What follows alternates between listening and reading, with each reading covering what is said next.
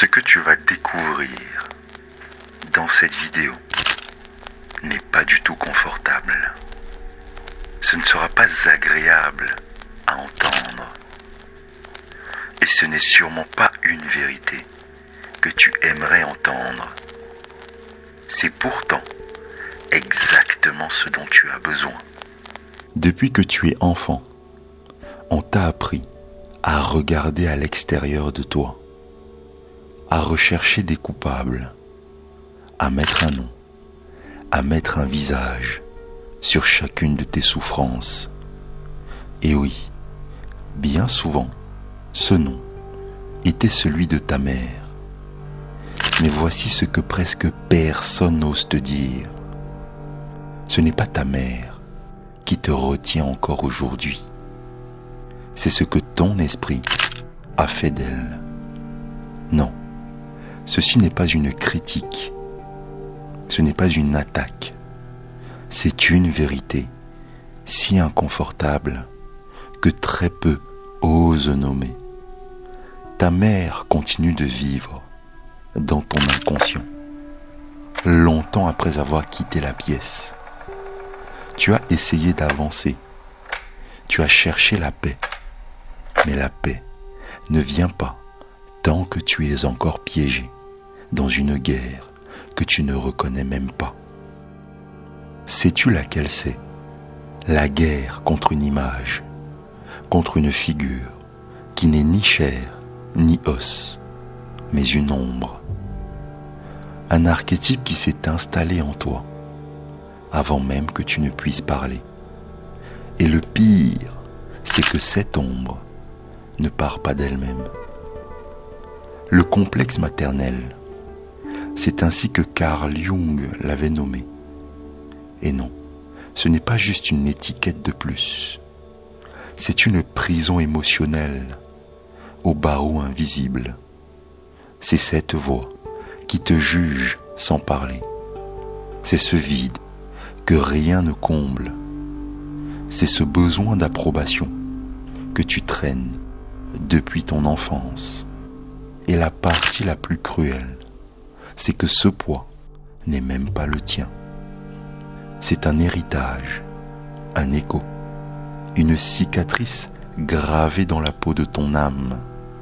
Alors tu te demandes, comment guérir de cela? Mais c'est exactement là que le vrai travail commence. Tant que tu continues de voir ta mère comme une figure toute puissante, que ce soit pour l'idolâtrer ou pour la blâmer, tu ne vois pas ta mère. Tu vois un mythe, tu vois une projection, une image déformée par des années de besoins non comblés, de blessures sans nom, de silences chargés de ressentiments. Et est-ce que tu sais ce qu'il y a de pire? C'est que ce mythe dirige ta vie actuellement, bien plus que tu ne veux l'admettre. Chaque décision que tu prends pour obtenir de l'approbation, chaque relation qui s'effondre parce que tu attends d'être sauvé, chaque fois où tu n'arrives pas à poser de limites, tout cela a des racines bien plus profondes que tu ne le crois. Des racines plantées dans ton enfance, dans un regard qui a manqué, dans une étreinte qui n'est jamais arrivée, dans un mot qui n'a jamais été prononcé. Et aujourd'hui, tu es adulte, mais à l'intérieur, tu restes cet enfant qui voulait que sa mère lui dise que tout irait bien. Et voici la vérité la plus brutale. Cela n'arrivera plus. Parce que guérir, ce n'est pas la faire changer. Guérir, c'est arrêter d'attendre qu'elle le fasse. Et ça, c'est dévastateur. On t'a dit que le pardon était la clé, qu'il fallait la comprendre, qu'il fallait te mettre à sa place. Oui, tout cela peut aider, mais pas si tu ne fais pas d'abord la chose la plus plus importante. Te regarder en face. Reconnaître que cette blessure n'est plus la responsabilité de quelqu'un d'autre. Elle t'appartient désormais. Elle est uniquement à toi. Et personne ne viendra la guérir à ta place. Alors dis-moi, combien de fois t'es-tu surpris à agir comme elle? Combien de fois as-tu dit ou fait ce que tu avais juré de ne jamais répéter? Mais voici le piège. Le complexe n'est pas seulement émotionnel, il est aussi comportemental. Il t'habite, il te guide, et si tu ne le rends pas conscient, tu deviens sa répétition. Le schéma se rejoue encore et encore, jusqu'à ce que quelqu'un ait le courage de le briser. Et briser cela fait très mal, parce que c'est tuer une illusion, c'est renoncer à l'espoir qu'un jour, ce qui n'a pas été, sera. C'est accepter qu'il n'y aura pas de réparation magique, que l'enfance ne reviendra jamais, et que le réconfort que tu n'as jamais reçu, tu devras te l'offrir à toi-même. Mais es-tu prêt à cela, à cesser d'attendre d'être aimé comme tu en avais besoin, et à commencer à t'aimer comme tu le mérites vraiment, parce que c'est la porte de ta guérison. Et il n'y en a pas d'autre. Dans le langage de Jung, ta mère n'est pas seulement la femme qui t'a donné la vie. C'est un archétype, un symbole. Elle représente l'origine, la sécurité, la nourriture émotionnelle.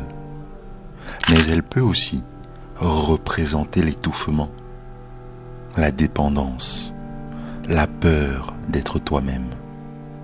Et quand cet archétype n'est pas intégré, il devient une ombre que tu projettes sur celles et ceux qui t'entourent, tes partenaires, tes supérieurs, tes collègues, tes amis, tes camarades de classe. Tu attends que quelqu'un vienne te sauver, que l'on te comprenne, sans que tu aies besoin de t'expliquer, que l'on prenne soin de toi, sans condition. Mais ça, ce n'est pas de l'amour, c'est un manque. Et le manque ne se comble pas avec une autre personne. Il se comble avec la vérité, avec la conscience, avec du courage. Le premier pas, c'est d'arrêter de l'idéaliser. Ta mère n'était pas parfaite. Ce n'était pas une déesse, mais ce n'était pas non plus le démon que tu crois parfois. C'est un être humain, brisé, blessé, avec ses propres batailles intérieures. Elle a fait ce qu'elle pouvait, avec ce qu'elle avait. Et parfois, ce qu'elle avait, c'était très peu. Cela n'efface pas les dégâts, mais cela les explique. Et en comprenant cela, quelque chose se relâche. Pas comme un pardon forcé, mais comme une compréhension libératrice. Parce que l'idéalisation est aussi toxique que le ressentiment que tu cultives. Les deux te gardent prisonnier. Les deux t'éloignent du réel. Mais la réalité est celle-ci. Tu n'as plus besoin d'une mère. Tu as besoin d'un toi plus solide, plus compatissant, plus conscient. Et cette version de toi, elle n'apparaîtra pas toute seule. C'est à toi de la construire. Tu veux savoir par où commencer? Observe tes réactions. Chaque fois que tu te sens rejeté, demande-toi, qui est-ce que je vois vraiment? Est-ce la personne devant moi? Ou bien la blessure que je n'ai pas encore guérie? Chaque fois que tu réclames un amour inconditionnel. Demande-toi, est-ce que je veux vraiment de l'amour ou est-ce que je recherche une réparation? Chaque fois que tu t'abandonnes pour éviter que l'autre ne le fasse, demande-toi ceci. Qui m'abandonne en premier? Guérir, ce n'est pas un chemin linéaire. Ce n'est pas beau. C'est une descente aux enfers. Une conversation inconfortable avec ton enfant intérieur. C'est revisiter les souvenirs que tu avais enfouis, les revivre, les ressentir et puis les laisser partir. Et oui, parfois, cet enfant intérieur pleure, mais parfois, il crie, il te sabote, il explose de colère parce qu'il a attendu trop longtemps qu'on l'écoute enfin. Alors fais-le, écoute-le, ne cherche pas à le faire taire avec des phrases toutes faites de développement personnel. Ne le recouvre pas d'une spiritualité bon marché. Donne-lui de l'espace. Demande-lui ce dont il avait besoin. Et ensuite, donne-le lui, toi-même. La compassion envers toi-même, ce n'est pas une faiblesse. C'est un remède. C'est le seul baume qui agit quand tout le reste a échoué. Et pour la pratiquer, il faut du courage, parce qu'il y a une partie de toi qui a appris à se mépriser, à se blâmer, à s'exiger toujours plus, à reproduire la même punition qu'on lui avait infligée autrefois. Brise ce cycle. Te rééduquer émotionnellement, ce n'est pas seulement lire des livres, c'est apprendre à te voir avec des nouveaux yeux. C'est créer de nouvelles réponses. C'est arrêter de rechercher des mères au mauvais endroit. Parce que je vais te le dire clairement, le monde ne t'offrira jamais ce que tu n'as pas reçu. Il n'est pas conçu pour cela. Le monde exigera de toi par contre. Il te jugera, il t'ignorera, il te testera, parfois même, il te brisera. Et c'est là, en plein milieu de ce chaos, que tu devras apprendre à te reconstruire. La liberté émotionnelle commence quand tu cesses de répéter le schéma, quand tu fais des choix différents, quand tu réalises que tu n'as plus 5 ans, quand tu n'es plus enfermé dans cette maison, quand tu ne dépends plus d'une caresse, quand tu n'as plus besoin d'une permission pour être toi-même. Mais il y a encore une partie de toi qui continue d'y croire, qui espère, qui supplie en silence. Cette partie de toi, elle n'est pas coupable. Mais toi, tu as la responsabilité de la guérir. Fais-le. Pas demain. Pas quand tu seras prêt. Fais-le maintenant. Parce que si tu attends de te sentir prêt, tu ne commenceras jamais. La guérison ne se produit pas quand tout est calme. Elle arrive au beau milieu du bruit, au milieu du chaos, au milieu de la peur. Et quand elle arrive, elle ne ressemble pas à ce que tu imaginais. Elle ressemble à une perte. Elle ressemble à un vide. Elle ressemble à un silence. Parce que guérir, c'est aussi laisser partir cette partie de toi que tu connaissais par cœur. C'est dire adieu à ce rôle de victime auquel tu t'es attaché jusqu'ici. C'est arrêter d'attendre et commencer à agir. Est-ce que cela fait mal?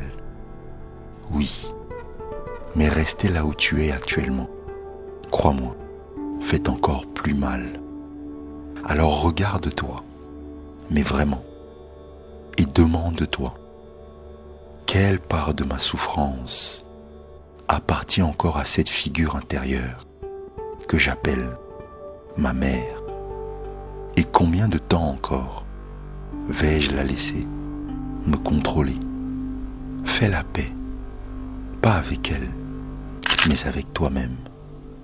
Parce qu'au fond, la mère la plus importante n'est pas celle qui t'a élevé, c'est bien celle que tu choisis de devenir pour toi-même.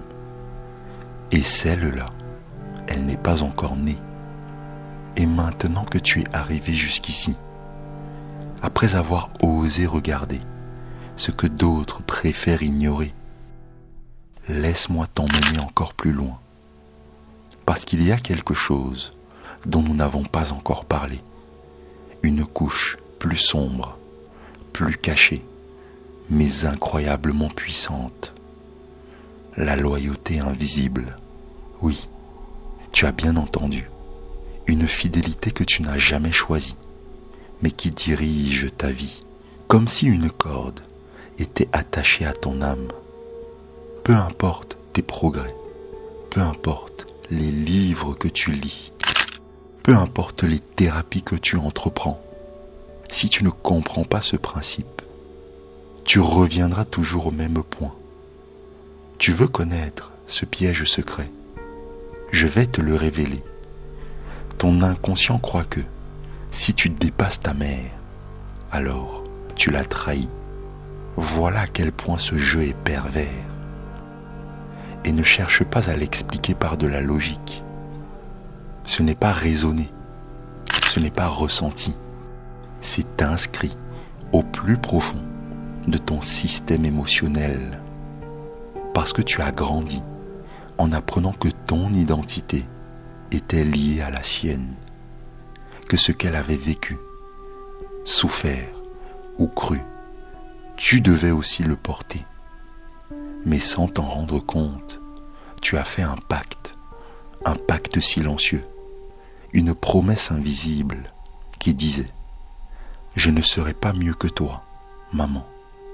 Je ne serai pas plus libre que toi. Je ne guérirai pas complètement si tu ne l'as pas fait la première. » Est-ce que tu vois le poison? Et le plus terrifiant, c'est que cette prison ressemble à de l'amour. On ne parle pas de haine, ni de colère. On parle d'une fidélité inconsciente qui t'enchaîne à sa douleur, à sa frustration, à ses limites. Voilà pourquoi tu répètes des histoires que tu ne comprends même pas. Voilà pourquoi, à chaque fois que tu es sur le point de réussir quelque chose de très grand, tu te sabotes au dernier moment.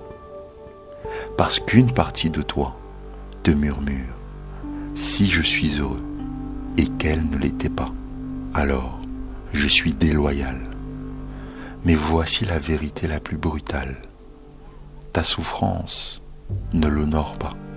Ton immobilisme ne la sauve pas.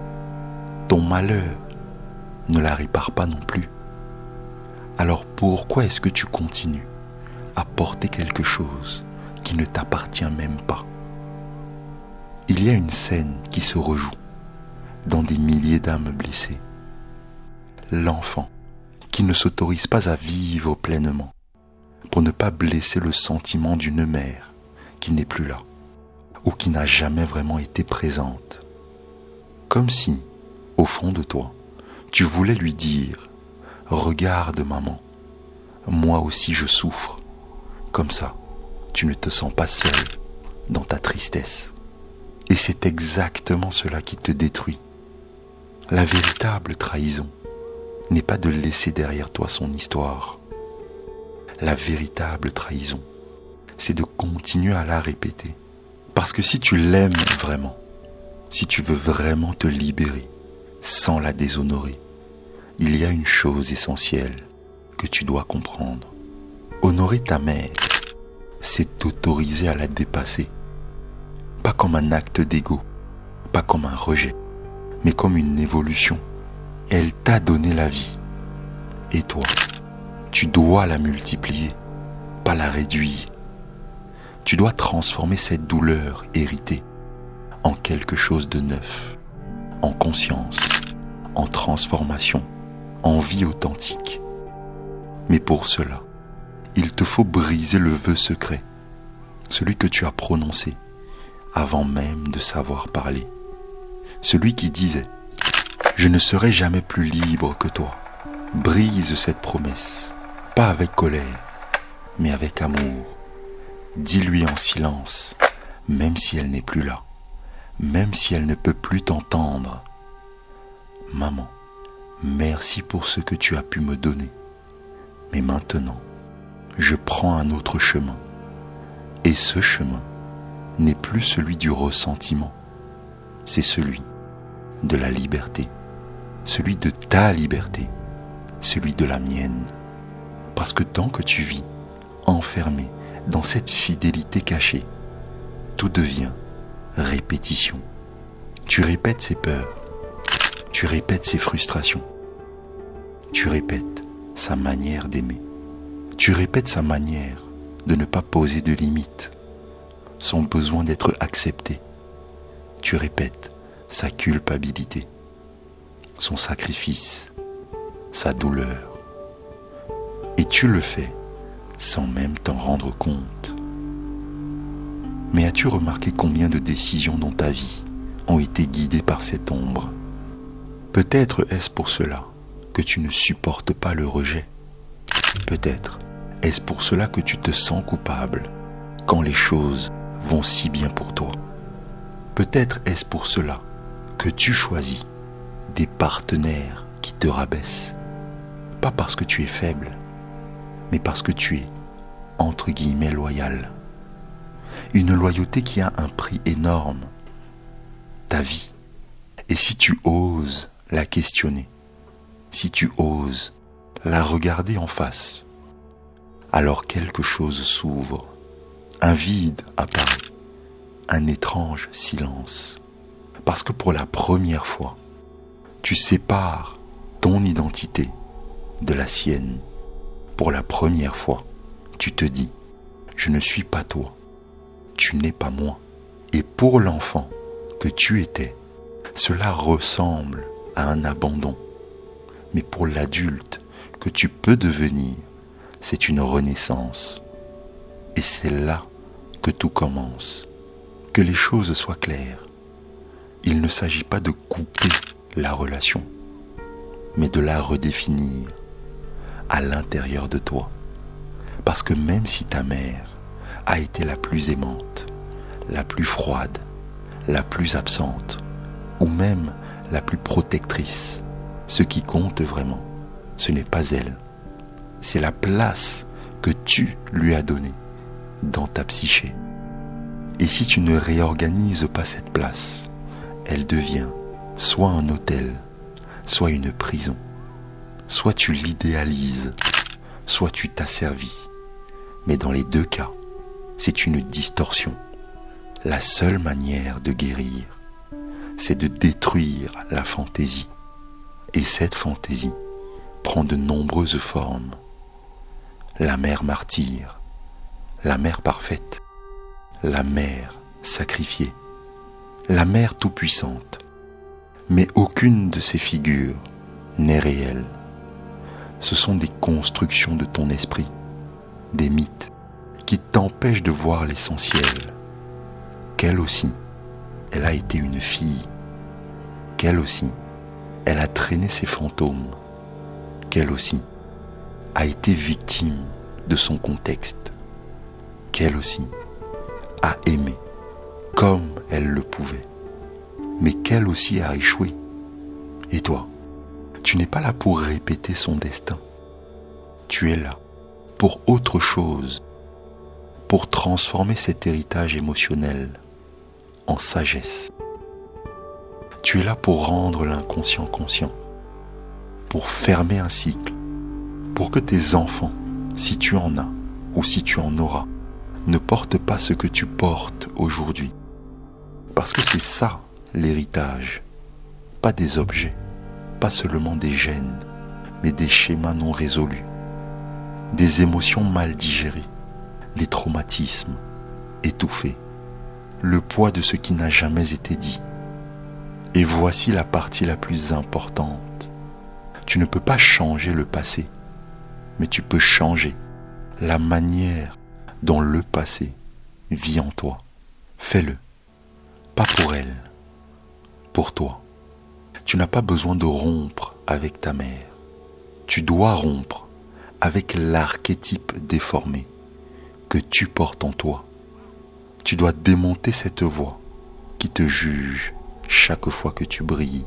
Tu dois interroger cette culpabilité qui surgit chaque fois que tu choisis pour toi.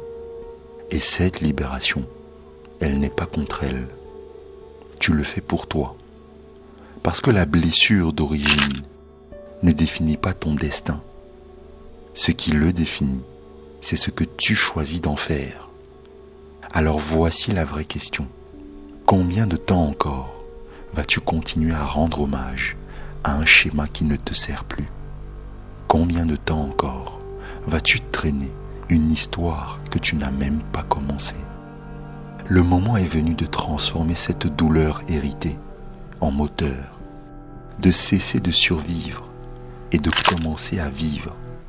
Mais pour cela, il te faut une chose, le courage de lâcher la loyauté, le courage de te reconstruire sans cette figure qui t'a tout donné ou tout refusé, le courage de te regarder dans le miroir et te dire « Maintenant, c'est moi qui prends soin de moi ». Et quand tu le fais, quand tu choisis pour toi, quand tu te libères, alors tu honores vraiment ta mère. Parce que le plus grand hommage que tu puisses rendre à celle qui t'a donné la vie, c'est de la vivre pleinement.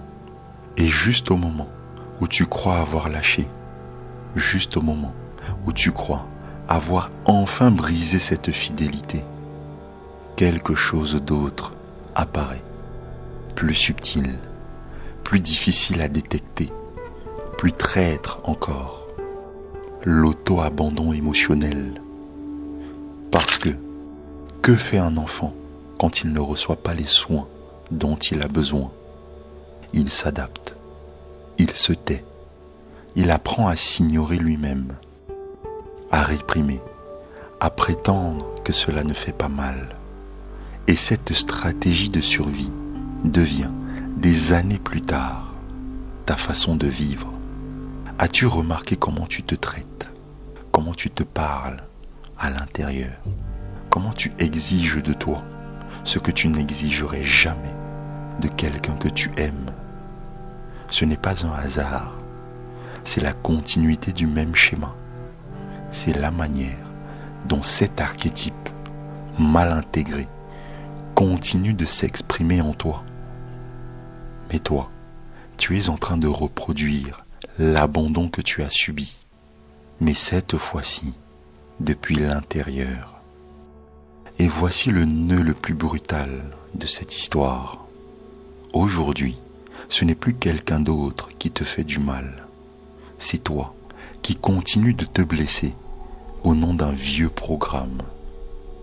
Chaque fois que tu te refuses le repos, chaque fois que tu minimises ta douleur, chaque fois que tu te trahis pour ne pas déranger les autres, chaque fois que tu acceptes l'inacceptable par peur de ne plus être aimé, tu répètes le même scénario. Si je m'ignore moi-même, peut-être qu'ils m'aimeront. Mais est-ce que tu comprends ce que cela signifie? Tu as appris à survivre en cessant d'exister émotionnellement. Et ça, c'est un massacre lent, invisible, silencieux. Tu es devenu ta propre figure autoritaire, celle qui ne te laisse pas pleurer, celle qui exige que tu sois fort, celle qui te pousse à performer, à donner, à porter tout le monde sur ton dos, sauf toi. Mais est-ce que tu sais ce qu'il y a de plus tordu? Plus tu t'abandonnes, plus tu espères que quelqu'un viendra te sauver. Mais laisse-moi te dire une chose, cela n'arrivera jamais. Parce Parce que personne ne peut t'offrir ce que tu ne t'offres pas à toi-même. Alors voici la vraie résolution. Commence à prendre soin de toi, comme personne ne l'a jamais fait. Sois ta propre mère intérieure. Rééduque-toi depuis zéro. Apprends à t'offrir l'affection que l'on t'a toujours refusée, à te donner la permission de ressentir sans aucun jugement, à te parler avec tendresse quand tu tombes, à ne pas exiger la perfection quand tu as simplement besoin de réconfort. Et oui, au début, cela paraît étrange, parce que pendant des années, tu as été habitué au fouet, tu as été habitué à la critique, tu as été habitué aux moqueries, tu as été habitué à la froideur émotionnelle. Mais rien de tout cela ne t'appartient. Je te le dis, rien de tout cela ne t'appartient. C'est un logiciel emprunté, un système hérité, pas parce qu'il fonctionne, mais parce que c'était tout ce que tu connaissais. Est-ce que tu veux vraiment briser ce cycle? Commence par te poser cette question. Comment est-ce que je traiterai un enfant qui vient de traverser ce que je viens de traverser? Que lui dirais-je s'il était épuisé, à bout, au bord de craquer? Est-ce que je lui dirais qu'il est faible? Ou est-ce que je le prendrais dans mes bras, sans rien exiger en retour? Maintenant, j'aimerais que tu réalises une chose. Cet enfant que tu viens d'imaginer en m'écoutant, c'est toi. Oui, même aujourd'hui, même si tu as 20, même si tu as 30, 40 ou 50 ans, ou plus, même si tu t'es endurci, même si tu sembles tout contrôler, cet enfant est toujours là. Et il t'attend encore. Mais personne ne viendra, pas comme tu l'imagines, parce que ce n'est pas à propos de trouver le sauveur parfait. C'est à propos de devenir la figure dont tu as besoin. Et ce n'est pas du mysticisme bon marché, c'est de la psychologie profonde. Carl Gustav Jung l'avait compris. Ce qui n'est pas rendu conscient se manifeste dans ta vie comme un destin. Et ici, cette loi s'applique inévitablement. Si tu ne rends pas conscient l'abandon de toi-même, tu le répéteras dans chacune de tes relations, dans chaque lieu dans lequel tu travailles, dans chaque décision que tu prends. Tu vivras depuis le manque, depuis une faim émotionnelle, depuis ce besoin désespéré d'être sauvé. Mais voici le paradoxe. Tu arrêtes d'avoir besoin d'être sauvé lorsque tu deviens ton propre refuge. Est-ce difficile? Bien sûr, parce que personne ne t'a appris à le faire. On t'a appris à rivaliser, à performer, à prouver ta valeur, mais on ne t'a jamais appris à tenir ton monde intérieur, encore moins à embrasser tes propres ombres. Et c'est là qu'entre en scène une pièce oubliée, la mère intérieure négative, cette voix que tu portes en toi et qui n'est pas la tienne, celle qui te répète que tu n'es jamais assez, que tu es en retard, que tu ne mérites pas, que tu devrais être plus, que tu ne devrais pas ressentir ce que tu ressens. Cette voix, ce n'est pas toi, mais tu l'as adoptée comme si c'était ta conscience, sauf qu'elle ne l'est pas. C'est une figure intériorisée, une énergie archétypale déformée qui occupe la place de ton estime de toi-même. Et tant que tu ne l'anéantis pas, tu vivras en croyant que ton pire ennemi, c'est toi, alors que ce n'est pas le cas. Tu ne fais que répéter ce que tu as appris. Mais alors, comment l'anéantir? C'est très simple, en l'écoutant. Oui, en l'écoutant simplement. Parce que ce que tu résistes persiste. Mais ce que tu observes se transforme. La prochaine fois que cette voix apparaît, ne fuis pas. Ne la fais pas taire. Ne la recouvre pas d'affirmations creuses. Regarde-la et demande-lui. D'où viens-tu? À qui appartiens-tu? Qu'est-ce que tu es en train de répéter qui n'est même pas à moi? Et tu verras les fils, tu verras l'origine. Et à ce moment-là, quelque chose en toi s'éveille. Pas comme une illumination mystique, mais comme une clarté brutale. Tu réalises que tu as vécu prisonnier d'un discours que tu n'as jamais questionné. Et quand tu le questionnes, tu reprends ton pouvoir. Voilà le véritable éveil psychologique. Pas des mantras, pas des gourous, cet instant précis, celui où tu cesses d'être l'écho de ton enfance et tu deviens l'auteur de ta vie d'adulte. Mais attention, ne confonds pas cela avec de la positivité creuse. Il ne s'agit pas d'ignorer ta douleur. Il s'agit de prendre tes responsabilités, de voir sans filtre, d'arrêter de demander à quelqu'un, de remplir ton vide et de commencer à le remplir toi-même. Tu veux un guide, le voilà. Commence par ne pas t'abandonner quand tu en as le plus besoin. Quand tu es épuisé, ne te force pas, repose-toi.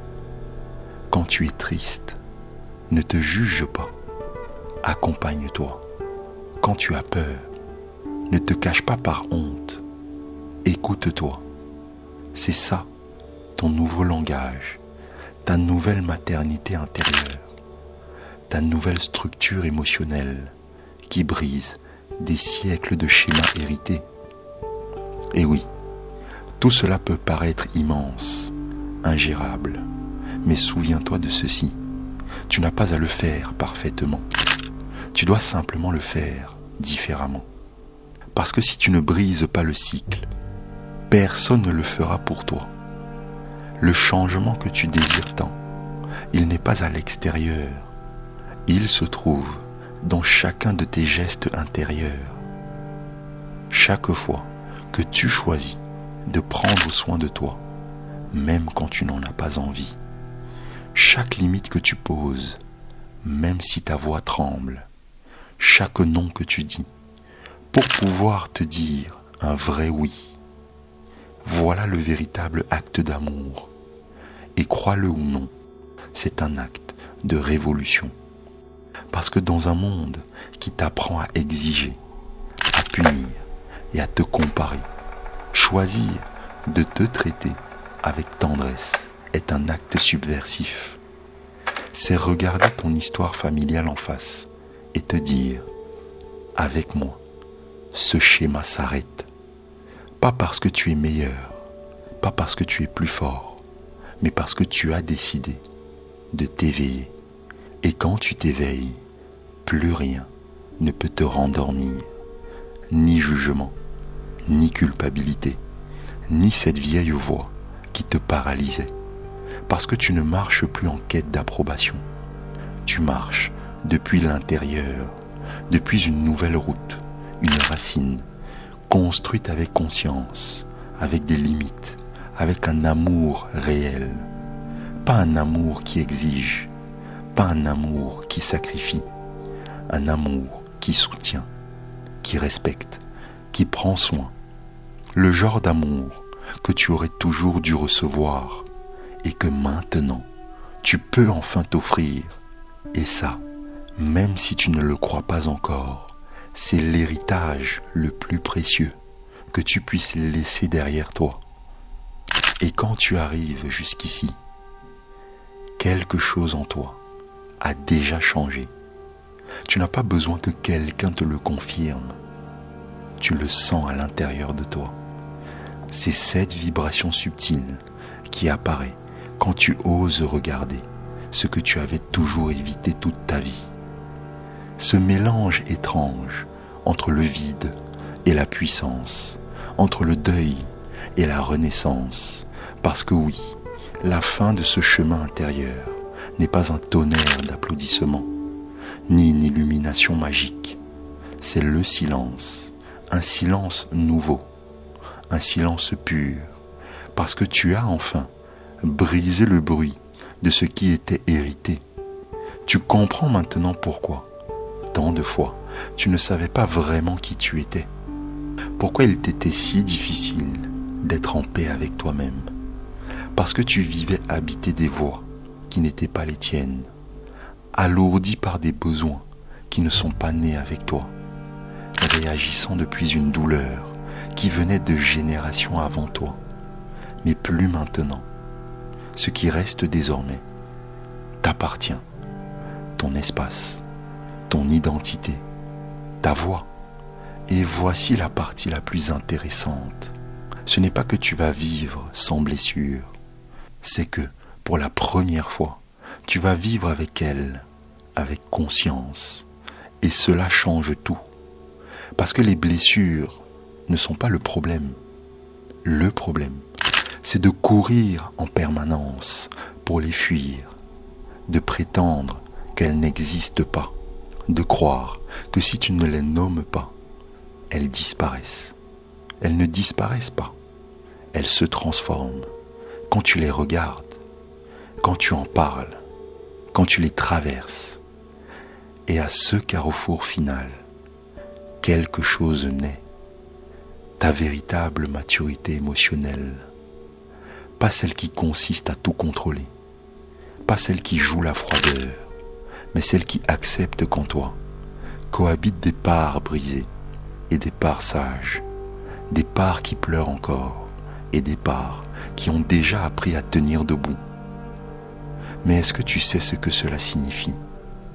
Tu as franchi le seuil, le point de non-retour, où tu cesses d'être l'enfant symbolique du passé et tu deviens le père ou la mère symbolique de ton présent.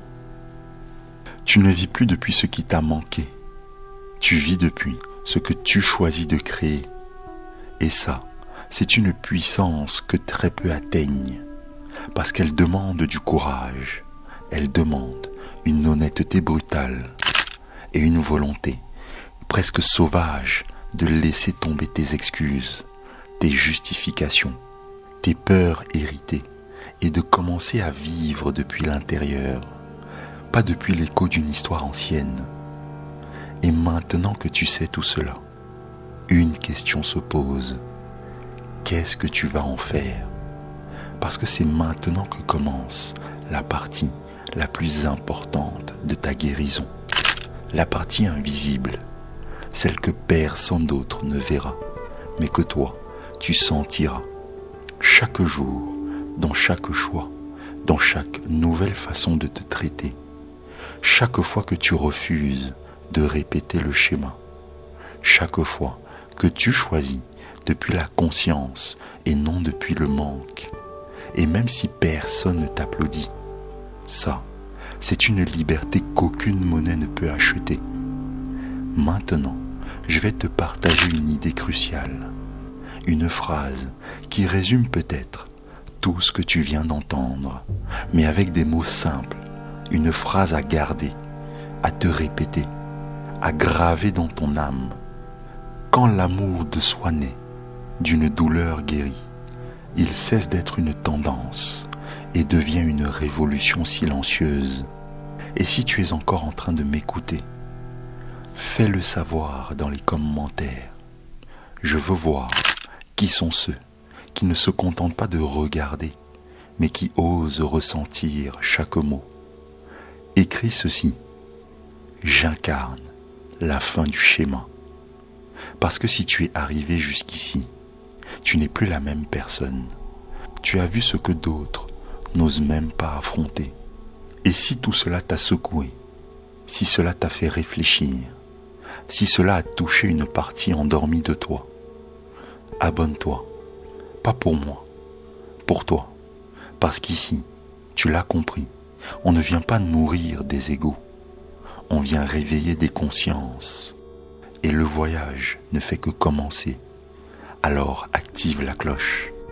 Parce que ce qui arrive va faire très mal, mais cela va te libérer. Mais j'aimerais te lancer un autre défi. Fais quelque chose qui te fait un peu peur. Parle-toi comme tu ne l'as jamais fait avant. Reste en silence. Pleure si tu en as besoin. Regarde-toi sans jugement. Juste 10 secondes. 10. C'est suffisant pour commencer. Parce que quand tu changes la façon dont tu te traites, le monde change la façon dont il te répond. Et si tu n'y crois pas, essaie. Mais essaie depuis cet endroit-là, depuis ce lieu profond, celui où tu n'as plus besoin que quelqu'un vienne te sauver. Parce que maintenant, tu sais enfin que ton véritable sauveur, c'est toi. Et à partir de maintenant, laisse le monde trembler. Parce que tu commences enfin à vivre sans répéter ce qui t'a brisé. Et c'est ici que l'on entre dans la partie la plus dérangeante de cette vidéo. Tu as vu comment l'ombre de ta mère habite encore ton inconscient. Tu as compris que ce n'est pas elle qui t'enchaîne, mais l'image que tu portes en toi. Tu as pris conscience que la loyauté invisible et l'auto-abandon sabotent ta liberté. Mais ce que tu viens de découvrir, ce n'est qu'une partie du chemin. Et si tu t'arrêtes ici, tu risques de rester prisonnier de ce rôle invisible, répéter les mêmes schémas, croire que tu avances alors que tu tournes en rond. Parce qu'il existe un piège encore plus insidieux, un piège qui se cache derrière ton quotidien, derrière ta manière de réagir, derrière ton besoin d'être reconnu. Et si tu ne le vois pas, il te brisera sans que tu comprennes pourquoi. Mais si pendant que tu m'écoutes, tu ressens encore ce nœud dans ta poitrine, cette tension dans ton ventre, ce n'est pas de la fatigue, ce n'est pas du doute, c'est ton intuition. Elle t'avertit que quelque chose en toi essaye de se réveiller. C'est un appel à reprendre ta souveraineté, à redevenir maître de tes réactions et de ton pouvoir. Mais si tu ignores ce signal, tu vas retomber dans l'illusion et tout ce que tu crois avoir compris aujourd'hui se diluera dans l'oubli. Dans cette vidéo qui va s'afficher à l'écran, tu vas découvrir ce piège qui détruit les hommes en silence, celui que Carl Jung et Machiavel auraient détesté. Ce que tu vas apprendre dans cette vidéo ne te consolera pas, mais cela pourrait bien t'arracher la dernière excuse qui t'empêche de devenir souverain de ta propre vie. Crois-moi, si j'avais su cela plus tôt, j'aurais gagné des années de liberté et de tranquillité d'esprit. Ne perds pas plus de temps et clique sur cette vidéo maintenant pour découvrir la suite de ton chemin vers la guérison.